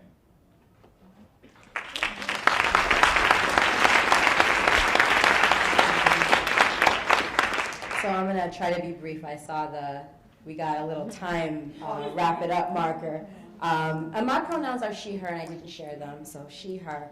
When I was preparing for this question, I wrote down the cis, heteronormative, patriarchal, white supremacist system we live in as a challenge. And that really shows up, like, for real in the work that Soul Sisters does in the 2 locations where we are. And it goes beyond the current political moment. People will ask, well, now we have this president, so what does that mean about? And I'm like, well, Barack Obama was the one that created the My Brother's Keeper initiative and left out Black girls and girls of color in terms of investment. Barack Obama did that. That wasn't something that, some white president did. And so Patriarchy, sexism, cis privilege, cis normativity, heteronormativity, that goes beyond sort of whoever is in the White House. And it shows up in our work all the time. When we go into a school, there's one particular school that we go into, and every single time we walk in the door, a man will say to us, "Soul sisters, why the girls need a special group? Why don't the boys get a special group?" And you know, every time we've been at this school for 9 months, yeah? So there's a real lack of understanding as to why young women and non-binary youth and trans women and femme-identified folks need their own space to explore who they are, to explore the unique aspects of their pain, to understand that the over-sexualization of their bodies that's happening is not okay, to understand that the way they're perceived and talked about in the media is not okay, the street harassment is not okay, why they need a separate space to have those conversations. How many, particularly when we're talking about justice-involved programs for justice-involved youth, I don't know how many folks, are there folks in the room that work at programs like alternative to incarceration programs or in detention or anything like that? Yeah? Those programs are hella patriarchal, no? They're very patriarchal, yeah? And so how does a girl, there may be 3 or 4 or 5 girls in a school or a program because they've been arrested and they're a part of the court system, how do they survive in that space? And where are the spaces for them to thrive and step into their power? And so one thing we face is institutions not prioritizing the need for gender-specific and gender-responsive programs. They're the first thing to go if there's no time or no resources or we don't have a room or all kinds of things we face. And then also just institutional requirements. In order to get into a school or get into a facility, there are a lot of barriers. And the last thing I'll say, just in terms of accomplishments, speaks to what you were saying, Sis, in your last part of your statement about philanthropists. I don't know if you all have heard of this work, but really badass Black women are leading the charge in philanthropy. Yes. There's this really powerful collective called Grant Makers for Girls of Color. A collective of grant makers who are sitting on pots of money that are just interested in funding and investing in work being led by girls of color, and investing in Black women who are holding some of the organizational and administrative and operations side of it, because adults are needed sometimes too. And so I'd say that's a really big accomplishment.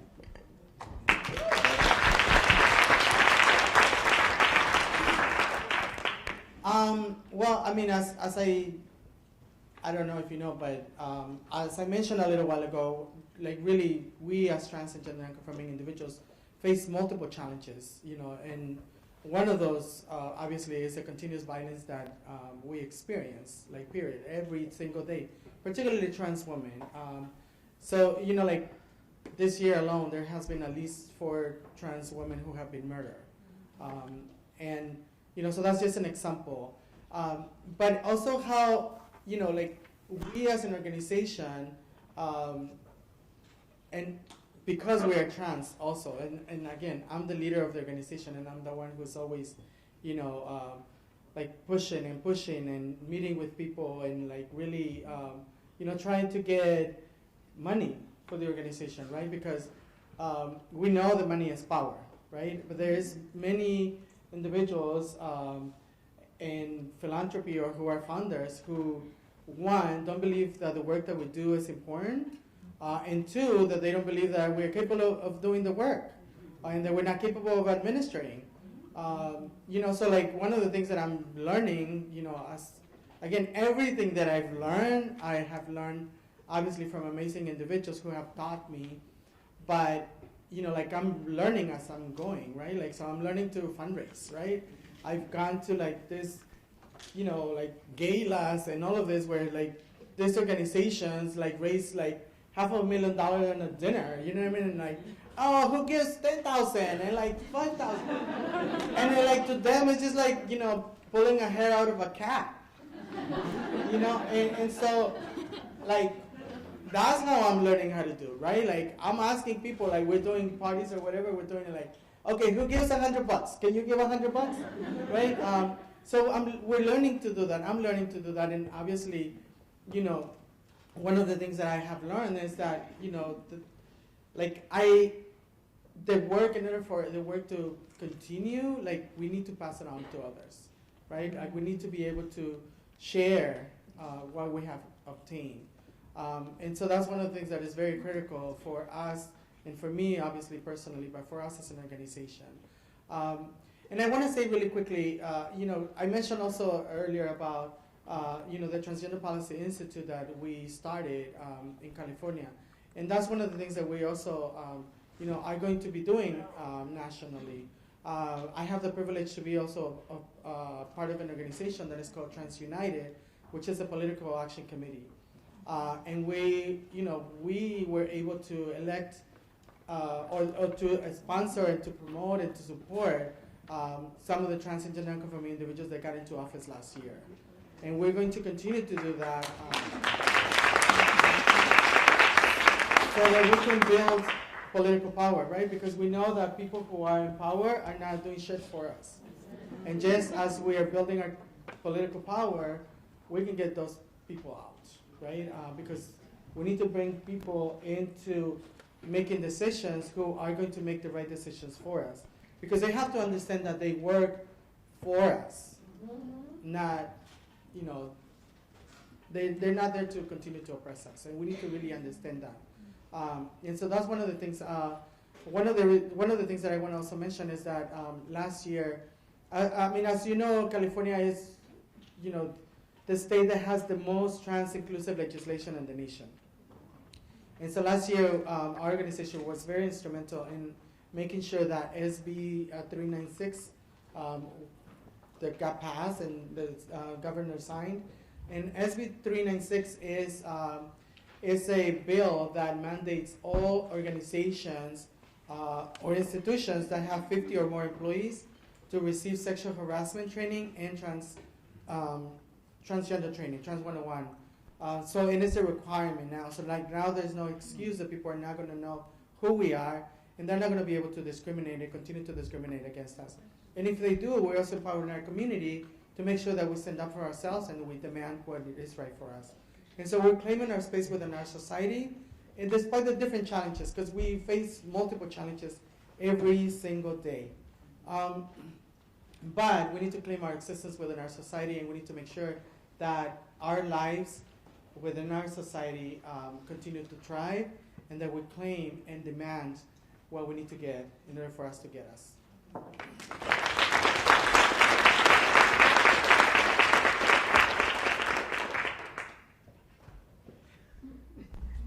We're back.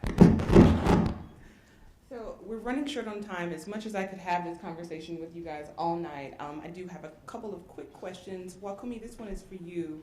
Thinking about the national conversation that we've been having about sexual violence and its consequences that's been happening as a result of the Me Too and Time's Up movement, I'd like you to take a quick moment and just talk about how those movements intersect with your work to end incarceration, especially considering the fact that research suggests that about 85% of the women in the justice system have experienced sexual violence. Yay! I'm so glad you asked me that. Yes, I was afraid that we wouldn't get to it. Yes, Shonda. Okay. I think we have a really exciting opportunity in the Me Too and Time's Up movements to step into broadening and deepening the movement to include girls and to include their experiences in school. There are really horrific things that are happening to young people inside of public schools.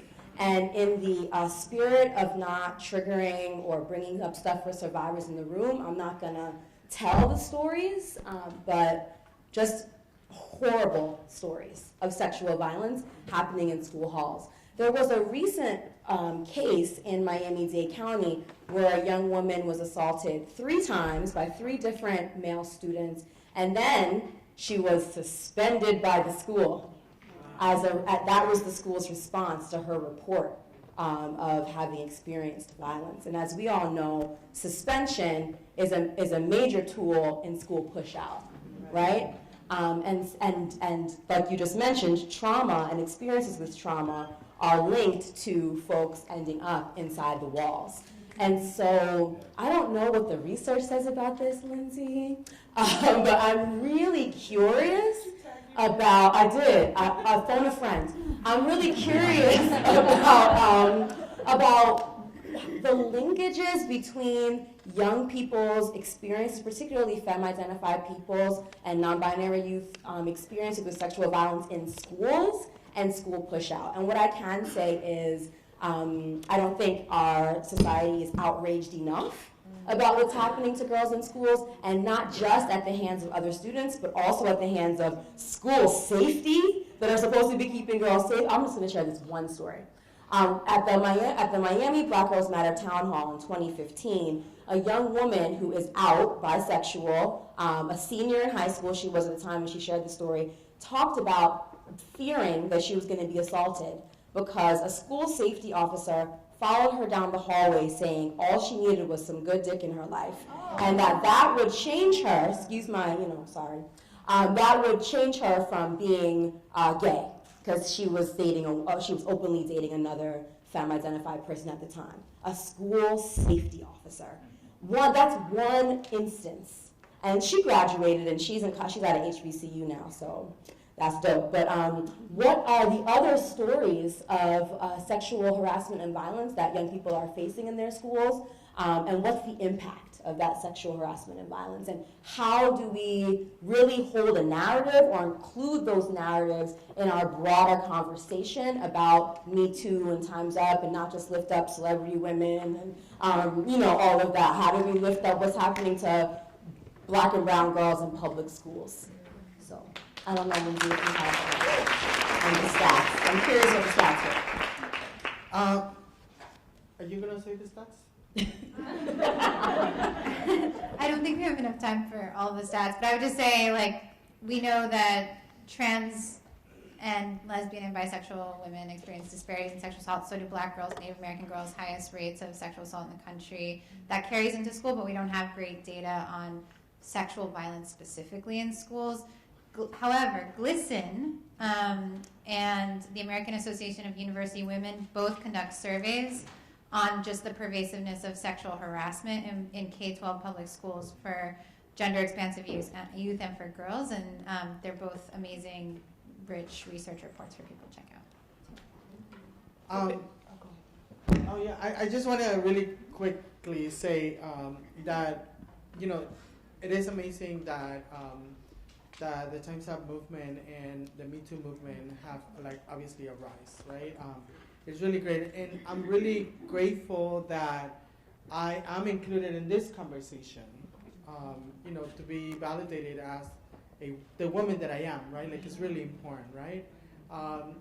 And I want to say that they are great movements, and unfortunately many women's spaces are not as welcome to people like myself, right? There's still this sort of in many different movements, women movements specifically in women's spaces, to where we still there's this sort of way of thinking that if you were not born with a vagina, then you're not a woman, right? You're not accepted as a woman. And so, but I'm glad that these particular movements are understanding, or at least are being intentional about understanding that we as trans women also really continue to we experience sexual harassment every single day of our lives, everywhere we go, because within our society, we're sexual fetishes, that's what automatically people think about us, right? That we're just sexual objects, and that we're, just basically that we're just that, right? And people don't see us as who we are, as individuals, as human beings, as women.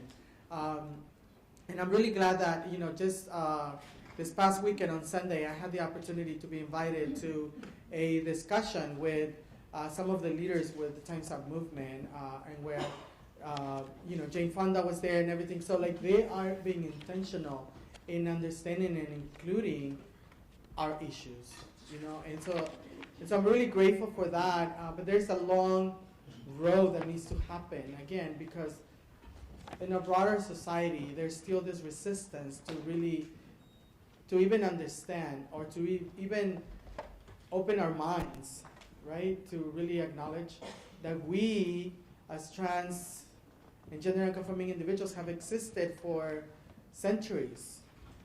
We sort of like got erased through the colonization that happened, right? And so we just need to understand that.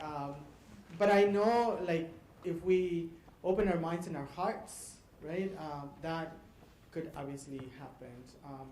So, and another thing that I want to say also is that, you know, one of the things that we don't talk about that is also very prevalent, particularly in, you know, people of color communities, is child sexual abuse, right? It's one of the things that we don't talk about for whatever reason. And that causes obviously a lot of trauma that obviously we don't talk about, and because of that, oftentimes because of that particular incident or multiple incidents that happen, for instance, you know, I can speak for myself, right? Like, I carry all of that for a long time. And that, I know now, that was one of the things that sort of like created for me to like be traumatized in other aspects of my life, right? Like to use drugs, to like do a whole bunch of other things. And so we need to empower our young people also as well, to let them know, and to children, right? To let them know that that they shouldn't be touched in inappropriate ways, right? That we need to have those conversations, because those type of conversations happen at the dinner table, right?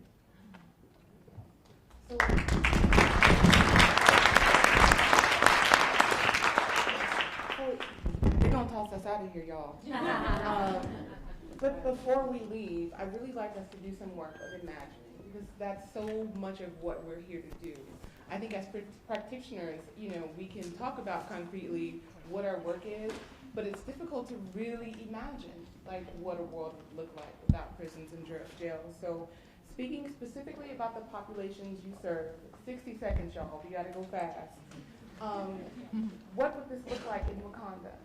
Like, what does a more holistic, responsive set of actions look like? And if there were a land of few constraints and infinite resources, how would you create healing and change for the people you serve? 60 seconds, y'all. I'm gonna go last. Bambi, let's start with you. Oh, okay.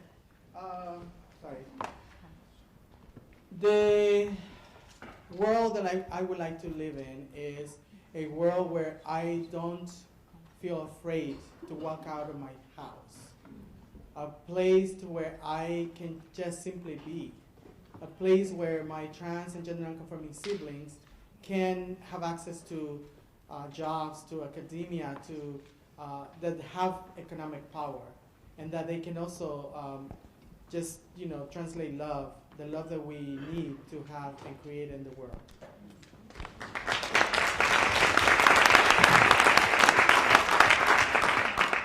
I think there's a lot I could say, but I'm just going to say one thing. I think a world where mistakes are okay.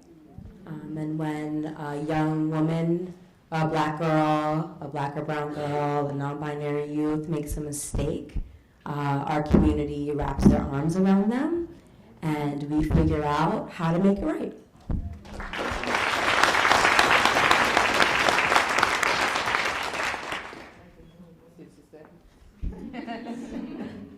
I was very perturbed by that last conversation, but I'm gonna let that go. 60 seconds for me, our prisons and jails will be museums, and we'll be visiting them and talking about how ridiculously retarded they were. I'm sorry if I offended anybody when I said that, I apologize. And how inhumane they are. Also, a world where it doesn't take a Me Too movement for people to recognize the things that have been happening in our communities for hundreds and hundreds and hundreds of years. Because I know for me, by the time I was 16, 80% of us, my counterparts, had all experienced, myself included, some type of sexual assault. So not having to wait until people who are in, you know, Hollywood and all these different places to give voices to our voice that we've been having and have been silenced for so long. So in my future, it will look like everybody is treated equally, treated exactly the same. Everybody's feelings are validated, respected, and it's just inclusive. And like, you know, prisons and jails will be in the Smithsonian. That's my future.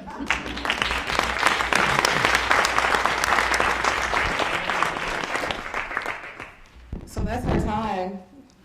Thank you so much.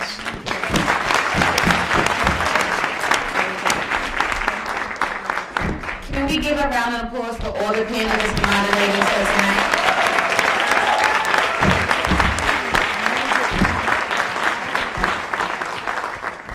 So tonight, everyone's going to be there that's here tonight, right? Yes? Maybe? Well, we're looking forward to everybody being here tomorrow. We have Charlene McCray will be, the First Lady of New York City, will be opening remarks. And we also have Ravi Rapper, one of the handful of high-profile immigrant rights leaders who have been targeted by the Trump administration.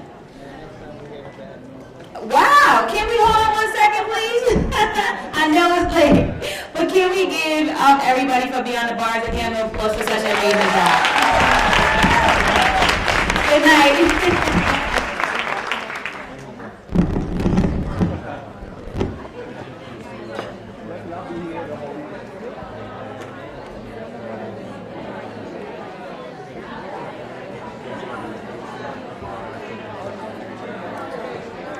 I'll make sure when I go to the office, probably tonight, since I'm on the merchandise, we go tell me about it. Yeah.